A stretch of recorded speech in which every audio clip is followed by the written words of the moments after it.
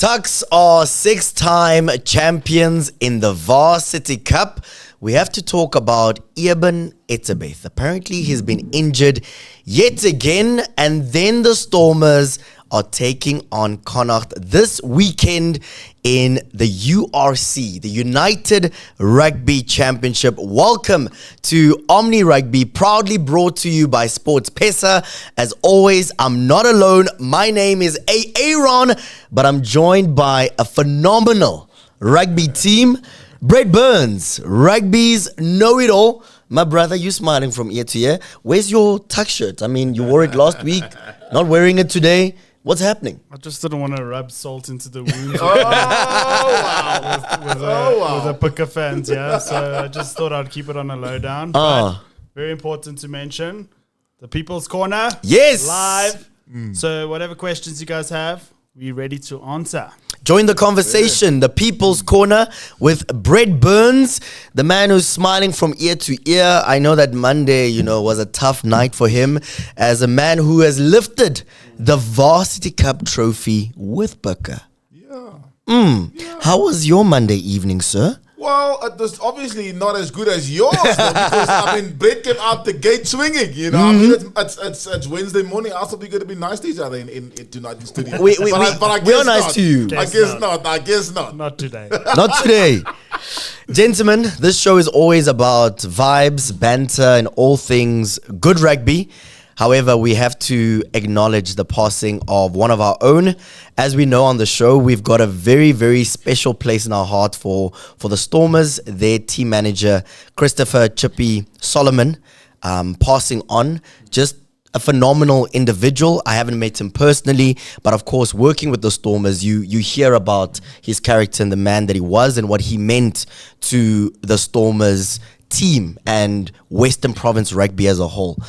Jono, for you, just the news, incredibly sad. A lot of people have been posting about it. Just a moment to acknowledge the great man. Yeah, absolutely, Aaron. I know. When I was at Province, when I started my junior years, he actually was the first manager. He started, so we basically started together. And what a guy! What a servant to Western Province rugby.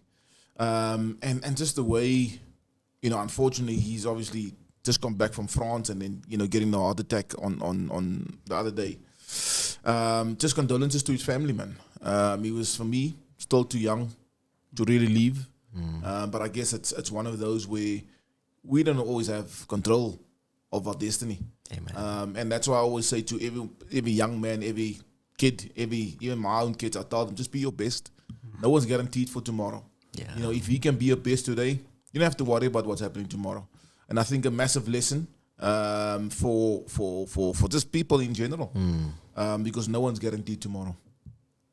Burnz, as a man who loves the Stormers, loves VP rugby, Mr. Solomon was a vital part of just everything that you have fallen in love with over the years. Yeah, a few years ago, I had a meeting with one of the sponsors of the Stormers, and they said if it's not through him, then they're not interested. And so if even the sponsors are on board with how brilliant the man is, then you must know he's doing something right. And I hate when you get so deep into thought because you make me emotional. I'm trying to be the tough one here. Gee whiz. Yeah. But big loss for the Storms. Big loss for SA Rugby. Yeah.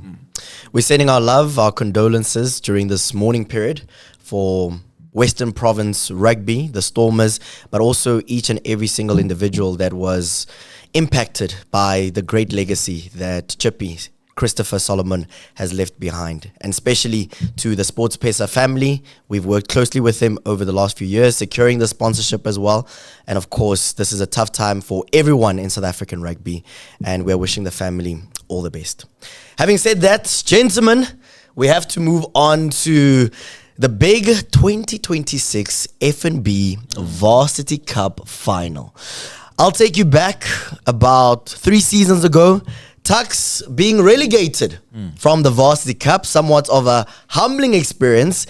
Last season, making the semi-finals, and on Monday, the 13th of April, winning title number 6 and setting a Varsity Cup record.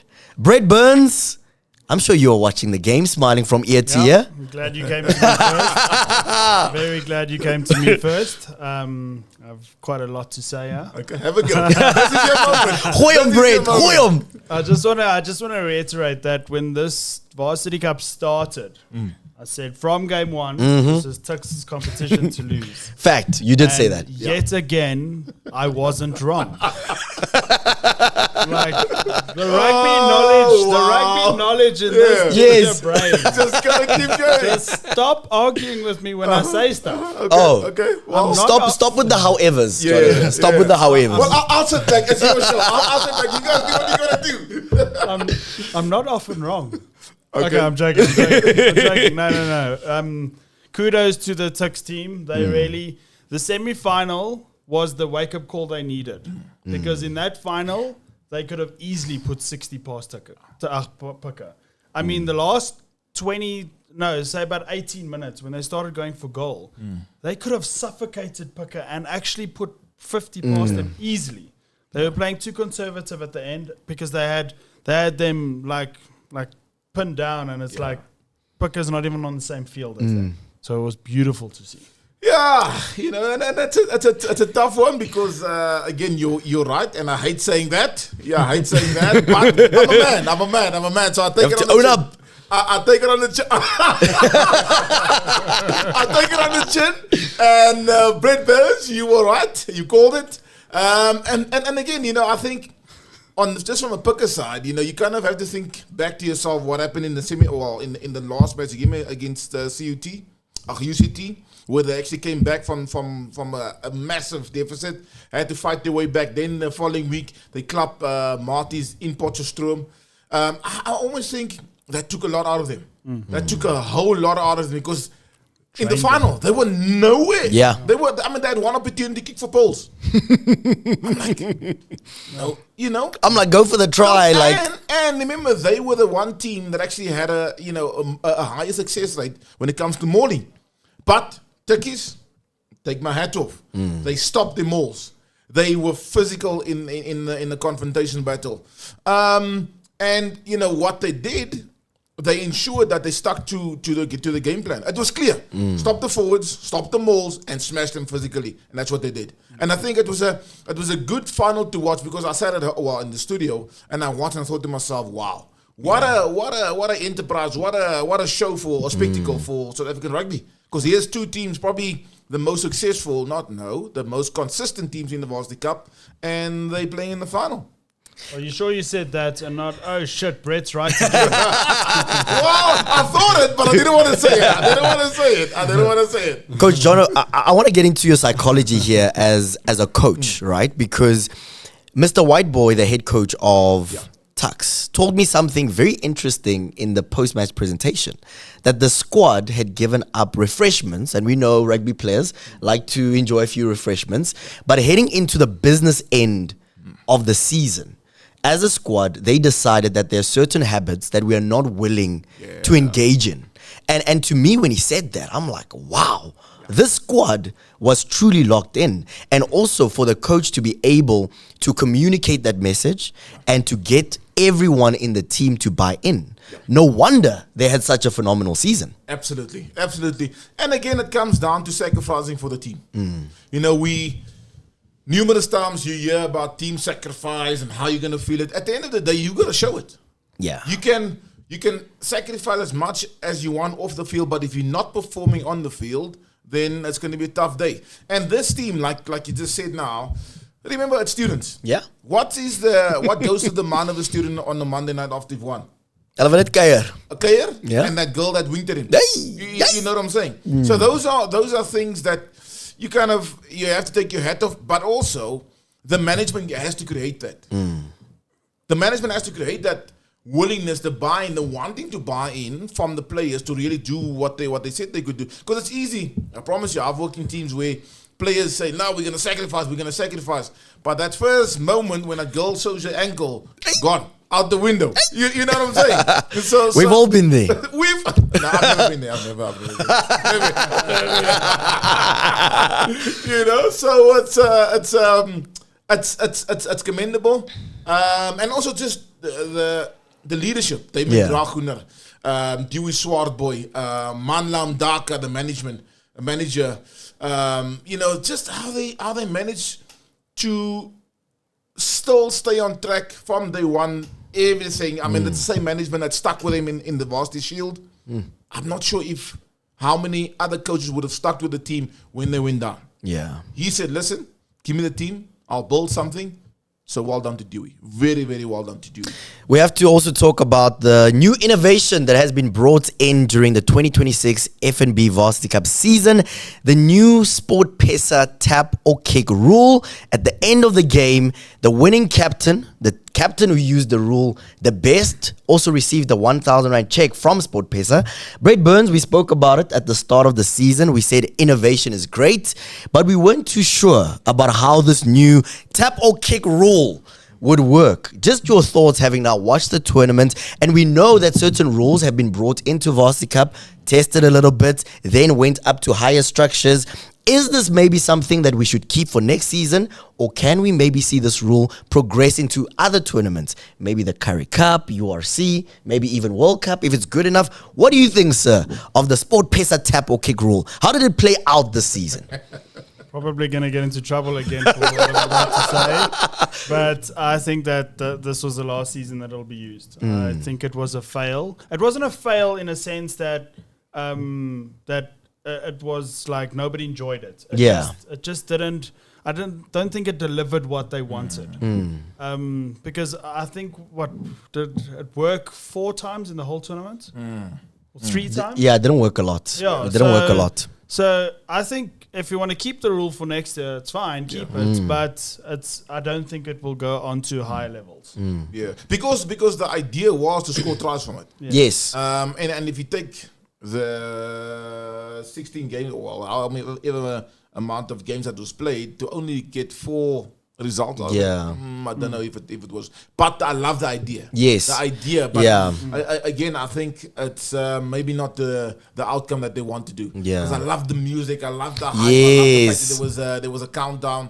And also, I thought the referees handled it well. I genuinely thought the referees had, even the referee on Monday. I just could see he was brilliant. I thought he was brilliant on Monday. And I think they were looking for more swing results. They were looking for games where a team is down and out, and then towards the end of the game, quick tap or kick rule, and then a team wins it. And unfortunately, that wasn't always the case. But also, from a lot of the games that we were able to experience, we also saw teams actually not using it at all, because it also showcases that if you're not really dominating a team, there's no way you'll be able to use it, right? But let's highlight the Sport Pesa match day experiences that we've had throughout the season. There's one more coming, of course. The Varsity Cup Women's Final is still on the cards this Friday. But Coach Jono, I want to get your thoughts on the experiences that we've had with Sport Pesa, because it's a different feeling for you to be at a rugby stadium and for you to sit on a couch and to engage with fans and to walk around and interact. It must have been fun. Yeah, definitely. And I think, again, you could see from the student side how they enjoyed it. I had the privilege of, and I say it's a privilege because, I don't take it lightly, of doing the Sport Pesa couch moment for Supersport. And just how those initiatives came together. It was really something to see, because we take it for granted. Yeah. We on camera every single week, we talk nicely and it gets trending, and Ginger Ninja cool stuff, and he trends, or he gets it wrong sometimes, Once in a while. So, and just how the students actually bought into that. And the wanting and the will to want to get onto the couch. I thought there's something there. I think maybe in future, maybe we'll speak to the sponsors to see if maybe we can have a little bra area where we kind of a little steaky or something. Make it maybe create something else. I don't know. There's a vibe to it. Brett Burnz, just your experience of the 2026 FNB Varsity Cup. I know that you've been watching a lot of the matches, some of the highlights for you from the tournament, and possibly what you're expecting next season. But before you answer, actually, I was thinking now, we need to get this guy into the students vibe. Oh yes, yes. I think the students. We need to get this guy in the crowd. I think the students. So you can answer now. Students, you gotta get this guy. And after I've answered, we got some questions. Lekker. Yeah, I thoroughly enjoyed it. I feel like rugby in South Africa is becoming so professional, and it's actually the levels that I see. So if I watch, for example, 2 minnow countries playing, I don't see the same skill level that I do in Varsity Cup, which says a lot about South African rugby. So, and like, who started Varsity Cup? Pienaar. Francois Pienaar and David Bosman. Yeah, so good on them for starting it and actually growing it to the level that it is now, because those stadiums are full. The kids enjoy it. The students, not kids, sorry, you guys are adults. But yeah, very, very, like, it's like college football in America. Yes. Well, but bigger. Yeah, Wow. I was gonna, not crowd-wise, not bigger, but the hype is bigger. Absolutely. And we'll get there. Absolutely. Let's jump onto the People's Corner. Some questions coming through. I'll be asked, it's a little bit off topic, but he asked that if there's any fullbacks or wings coming through the system, because Arendse and Colby can't last forever. Ooh. So is there anybody to look out for? Albie's question. I actually like, the fullback from TUKS. And the fullback from Wits. Yeah. Munashe Dukuswa, the left wing from TUKS. And then the fullback, I can't remember his name now, but the fullback from Wits, Nela. Yeah. I thought they showed enough, because I mean the trend for Varsity Cup this year was who's next, #who's next. Yes. So I think there's enough players coming through. It's just now a matter of ensuring that they stay in the country, because I know there's a lot of people looking and watching outside of our country. Trying to poach our talent. I'm saying outside of our country. Is that what you're saying, Mr. Jonathan?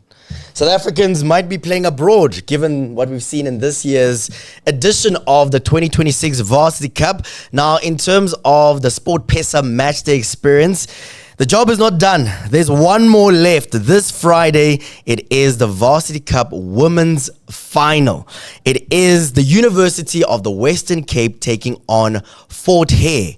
A little bit surprising that Marties is not in there. But it also talks about how this competition is changing and how teams are actually showing up in a big way, because when you look at a women's final, there are certain names that you think are guaranteed to be in there. Coach Jono, University of the Western Cape, Fort Hare, set to see a big final. Not even UJ. Yeah. Because they normally are in the final as well. So, again, women's rugby, women's sport is growing.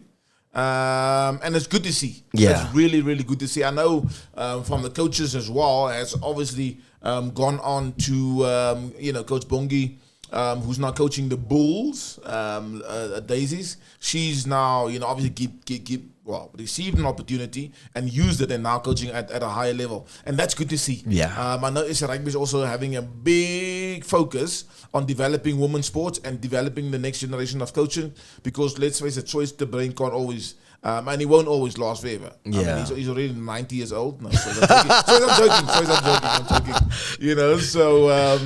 It's good to see. Last Sport Pesa Matchday experience coming to you on Friday. It is the University of the Western Cape taking on Fort Hare. We'll be there for the last big one of the season. Gentlemen, let's move on to some URC action that lies ahead this weekend. We have to start off with the Bulls traveling, taking on the Dragons. What are we expecting in the URC rugby action that lies ahead for the Bulls this weekend? Firstly, share the live, ask your questions, and then also, we want you guys to communicate with us, so we want to know what's happening. I think that the Bulls need a good game. Yeah. They need a good win. Unfortunately, Dragons are second from the bottom. Yeah. So this should be a confidence booster, like what's that movie, The Longest Yard, where he said it was a tune-up game. They need Dev says it's an easy game for the Bulls. But in rugby, there's no such thing as the easy game. Yeah. I think Pika thought it was an easy game against TUKS, and then We're done with the Varsity Cup. That's just my last 2 cents. But the Bulls need this game. They need a good win, not a scrappy win. They need a good win. Yeah. And also, it's we call it the business end, but in reality, if they don't consecutively win, they can be gone. Yes. And that's actually for all our teams, So the Bulls must have a good one, because there's no Investor Cup. It's only the URC at play. And they need to ensure that they finish in the top 8 to qualify for the Varsity Cup next year. They need to. It's been a few games into the competition under new leadership, so they cannot now use an excuse. Yeah, we're still turning things. They cannot. That excuse is out the window. They've got to start winning the games, because if they don't, then all the investment, all the support, all the getting a new coach and firing the old coach, means nothing. Yep. They have to win. Talking about Sport Pesa, we like to make it count here, gentlemen, as we do every single week. Let's get some predictions on the cards. Let's have a quick look at the Sport Pesa app. Bulls taking on the Dragons. Now, clearly, the Bulls are the favorites. It's 1.16 for the Bulls, meaning that if you put down 100 Rand, you'll get back 16 Rand. Not a lot of money to be made. If you are brave, you put money on the Dragons and you make 5.2. That is 520 Rand if you really want to bet on the Dragons. Gentlemen, score prediction and where are you putting your money? Burnz, let's start with you. The man who loves to bet. Are we betting on the Bulls? Yes, but although I just said the Bulls need a good win, I think now with the player exodus that's happening there, it does play in people's minds. Yeah. Like Creel, for example, is probably already 1 foot out the door. Is he going to give his best? Is he thinking he wants to impress the future coaches? Players do that. They honestly think about stuff like that. So I'm saying the Bulls are going to win, but I'm not going to say it's going to be a convincing win. Maybe 10 points max. So I'll stretch it to double figures, but probably around Bulls by 8. Bulls by 8. Burnz, let's lock it in. Coach Jono, where are we making money, sir? Bulls will win. Will win. I think Bulls by 20. I just don't see the Dragons having enough firing power to stop the Bulls if they perform the way they have to.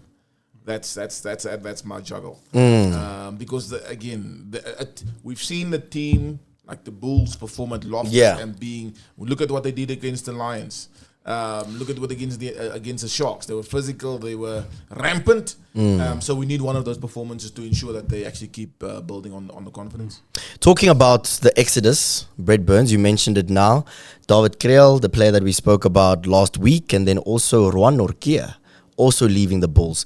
Could this be somewhat of a challenge for the Bulls going forward, because we know he's been a vital member of the engine room for the Bulls, and also he's played well for the Springboks as well? Biggest surprise for me in rugby news. Yeah, him leaving.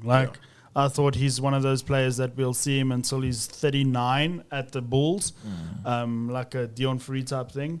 But although he did leave, and came back, but I just didn't expect it. So I think that yes, it's gonna hurt for him to go, because he's a line-out genius. He doesn't miss a tackle. He's just a solid player, and he's a leader. So I think that's a big loss for the Bulls. Coach Jono? Yeah, it's an interesting one, because again, like I said last week, I mean, it's not like he's not playing or he's a little bit old on the older side, because normally players rather leave because they're not playing or because on the older side of life. Yeah, and he's in that in the prime of his life. I think he's 26, 27. He's around that age. And so, I don't know. It felt weird for me. It is weird. When I saw the announcement, I'm like, I even shared it in the group. Yeah. I'm like, what? What do you mean? Like, what's going on here? I don't know. Gentlemen, let's move over to Cape Town. Stormers taking on Connacht. What's going to happen in this one, Burnz? What are we expecting? Absolute demolishment. I'm joking. Read your numbers there. Yeah. So, the bookies are saying outright, we're not going to make a lot of money on this one. The Stormers are the favorites by far. So, if you put down 100 Rand on the Stormers, it's 1.03, meaning that you'll make literally 3 Rand. So, if you are brave, Connacht is the place to make money. That's 11. 100 Rand can give you 11,000 Rand. What? Literally. 1,100. Is it 1,100? Is it 1,100? Yes. Okay, 1,100. Thank you for the correction. Sorry. Right? So, is this one an easy one? I don't know why that's what the bookies are saying. Because Connacht is by no means a slouch team. Why is that Like, that's monumental? that's what the odds are saying on the Sports Pesa app. So I wouldn't even hold it against people that are going to bet for Connacht. I mean, put 100 rand down. Like, Yeah, this is crazy. That is crazy. Yeah, are we sure those bookies are sober? Because I mean, it's 11. It literally says 11. That is insane. Okay, but yeah, I'm going for the Stormers to win, but also by less than 10. That's not a... Yeah, Connacht is not a... Yes. It's not So I easy. don't know why that would be the prediction, but yeah, Stormers by 10. Stormers by 10. Coach Jono? Stormers by 7. See. Stormers by 7, yeah. See, the experts Yo, say under... that's very close. Yeah, Stormers by 7. And look, Connacht is not an easy team. Yes. I don't know who... Look at what they did against... Who was it? Who did they play 2 weeks back? I can't even remember now. But they took them to the cleaners. Yeah. And it was a proper team. You know, so...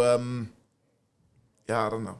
Maybe we need to check who's doing that. Well, guess who's betting 200 rand against the Stormers? Like if I'll cheer for Connacht to win if that's the odds. Yeah. Because It's you a, make money. Yeah. it's a little bit of a strange one. Let's move over to the Lions.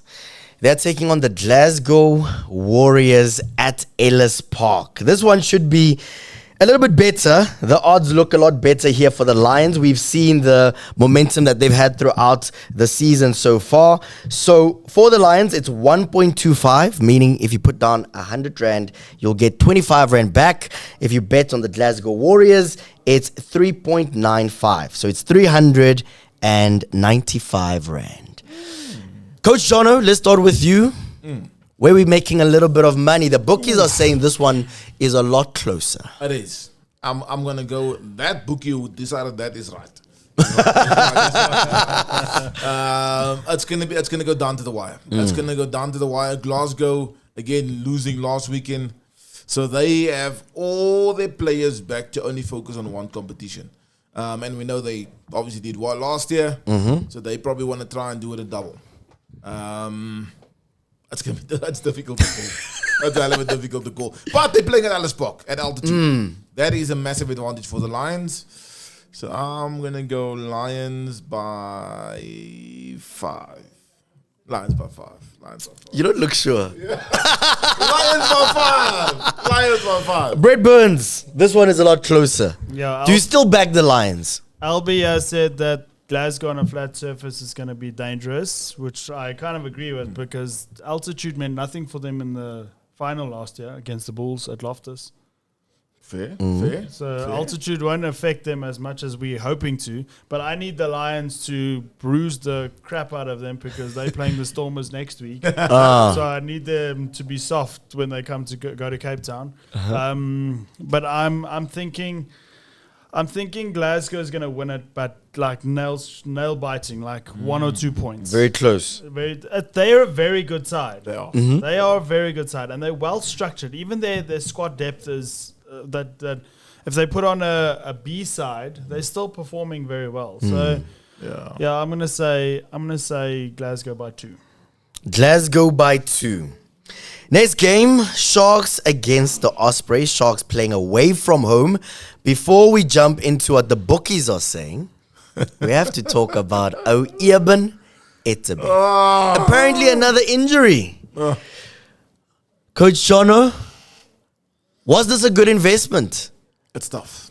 It's tough because I think the sponsors are definitely asking those questions. Definitely. Because I don't think they've received their worth of what they bought. Now, of course, rugby and injuries is part of the game. It happens. But I think if you've injured this many times, it doesn't look good for yourself, and it doesn't look good for the sponsors. Yeah. Because they'll ask the questions. Remember, it's these are guys with deep pockets, so they would want to see the return on the investment, which I don't think at the moment they are. Look, probably people could say that maybe he adds a lot of value off the field, but that's not where he's needed. He's needed on the field. He's needed on the field where we know a Eben in form is a dangerous player and a good player and adds a lot of value on the field. Now, again, maybe perhaps it's a case of really that he's injured because when he plays for the Springboks, the injuries are not as much. You know, I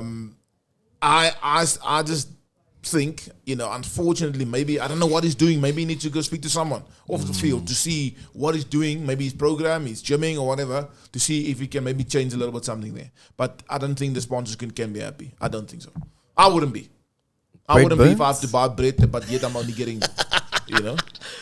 Albie has a good point here that he came back from a long layoff because he was suspended and he wasn't quite ready, match fit, strong enough. I think he should have gone and played a few club games in Durban. That's what they do in New Zealand. Like when Ardie Severe comes back from or whatever, they go play club rugby. So I think that should have happened. Well said, Albie. But also I think that I wanted to reiterate put emphasis on the fact what you said, off field, he does add value. Yeah.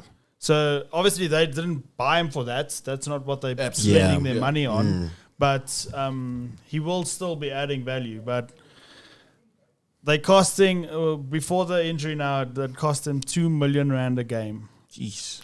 Imagine that, 2 million rand a game to. I'll make a return for that kind of man. Putting it out there. I'll go play lock for that, man. Throw me in there. I don't know. I'll be fine. But so sad for the Sharks. But they know any rugby team that buys a player, they know that injuries can happen. So it's not like they're like, oh no, he hasn't been injured in 6 years. He's a great signing. No, people get older. But like you said, I think it could be something off field as well. Like change the routine or something like that. Because if your longevity is that long, injury free, stick to that. Absolutely. Don't change stuff now. So, that was a good point. And we need Eben on the field, specifically for the box as well. Yes. So it's a difficult one. It's a difficult one. Yeah, it's a difficult one. I think it might also be a difficult game. Sharks versus Ospreys. Yeah. Let's go through what the bookies are saying. 1.74 for the Sharks and then 2.11 for the Ospreys. If you put down 100 Rand on the Sharks, you'll make back 74 Rand. Gentlemen, where are we making a little bit of money? And what are we expecting in this game? Brett Burnz, let's start with you. Yeah, so Ospreys have, for the Sharks, been a little bit of a banana peel for the last 3 bogey. Years. Yeah. So, like Ospreys last year were, third from the bottom or something at mid-season, and they played against the Sharks team that was doing okay, and they got hammered. So, I don't know. This is a tricky one for me. So, I'm going to... It's not often you see Brett doubts himself. Sure, this game, like before we even mentioned it, I thought, please don't ask me about this game because I don't know. That's why we're here, sir. Yeah, that's why we're here. So I'm going to back Ospreys to take this one, even if it's by 1 point. I can't give you a margin, but I'm saying I think Ospreys just has something over the Sharks that I just can't explain. Yo, going against the Sharks. Coach Jono, what are you saying? I am saying that the Sharks will win. The Sharks will win. The Sharks will win. The Sharks will win this weekend. And merely for the sake that they know they are actually the one team that can't even slip up more. There's no choice. There's no option. Yeah. They have to win. Otherwise, they're gone. Yes. There is, look, the margins between, I think, 5th and 11th is very small. But they find themselves just out of the top 10. I think they're in 11th position. And so if they slip in the next few weeks, it's over. Then they have to again go through EPCR challenge to qualify again. But we don't want that. I think the Sharks is good enough to really compete and get into the top 8, but they have to focus on every single match. They can't slip up, even more so than what the Bulls were. Do you think that making so JP Peterson obviously beat the Stormers 2 games in a row, and then all of a sudden he got announced as head coach. Do you think they should have? I know it's contradictory from what we said when it happened, but do you think that maybe they should have just let him stay interim coach until the end of the season? It feels like right as he got announced as head coach, he went things got tough. Well, no, I don't think him though. I think the group. And you are right. That is it's a very valid question. Because but again, whether they kept his name or kept it under wraps until the end of the season, I don't think it would have had any difference. I think so. Because at the end of the day, when he was interim coach, they performed. Yeah. Here's my other side of the question. Let's say they don't perform in the next few weeks. Is it the coach or is it the players? But it can't be the coach now. But under Plum, they weren't performing. It can be. No, listen. No, but he did so well in the beginning. You want to tell me he became a bad coach? Listen to my thoughts here. Under Plum, everyone blamed the coach. Valid They brought point. in a new coach. If they don't perform, is it the coach or is it the players? Should we then chase the players away? Because we've seen how at the All Blacks certain players hulle stem laat hoor, and then the coach got the fire. So what I'm saying, who said the English word? What's good for the goose must be good for the gander. That's what I'm asking. Just throwing it up in the air. Throwing it up in the air. And this is such a difficult conversation in the world of sport because in most cases, the coach is the easiest person to fire. Absolutely. You can't fire the whole squad. So I don't think JP will all of a sudden now be a bad coach. Because he's not. But then you can't fire the squad. So if that does happen, of course we don't want it to happen. Maybe they'll give him, let's say, this second half of the season and then the whole of next season. But then he'll get the boot. But then you have to start asking the questions though about the group and a group. Are they performing? Are they bringing what they're worth? Are they, because they being paid to do a job? Yes. And yet they're stacked with box. The coach is giving them tools to do their job, but they're not doing the job. Just putting it out there. But it could be the case that, like if you watch the movie Moneyball, trade players that they good, but they don't play well with a certain player. So in the movie Moneyball, they had all these superstars, but it's kind of like so many Chiefs, not enough Indians. Yeah, chemistry wasn't there. Yeah, zero chemistry. Like Rugby 08 on the PlayStation, when I was in school, I remember if your team chemistry was high, your team would do well. And that's the same in real life as well. If you have a 9 and 10 that don't like each other, you're not going to play There's well. no way they'll perform. But also, when it comes down to the coach, it's also, if you look at how the team selection that he had against the Stormers both games, brilliant. Like, oh wow, I didn't think of that. That works. Yeah. And the players showed up. The I remember how directly after Apalele that- Fasi showed up. Yeah, and then the game directly after that, he puts in Masuku, who hasn't played in 4 games, and now you want to expect him to perform at the same level that Hendrickse did. So, I don't know. I think players are not now, but why are you changing it up now? We were winning. So that's why I think it could be the coach. So you fire the coach again? No, I wouldn't fire the coach. I just wouldn't have made him head coach so quickly. Just because you won 2 games against the log leaders. That made no sense to me. It was premature. It was, yes, you're rewarding him, but like in the middle of the season, now you're putting pressure on him. Now he has to win because otherwise people are going to say it's too soon. But a case in point. Yeah, exactly. But if he just carried on as he was and did the risky things that he did, then he would have had that confidence to go forward, and the players would have had the buy-in, and they wouldn't fall off the bus again, and Eben wouldn't get injured.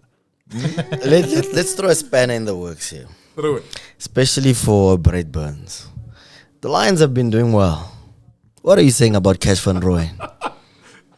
What must I say about Cash van Rooyen? No. I'm asking. Is he the man for the job? Because the discussion here is when a team doesn't do well, the coach gets fired or they get the flag. When a team does well, do we now celebrate the coach and highlight the coach?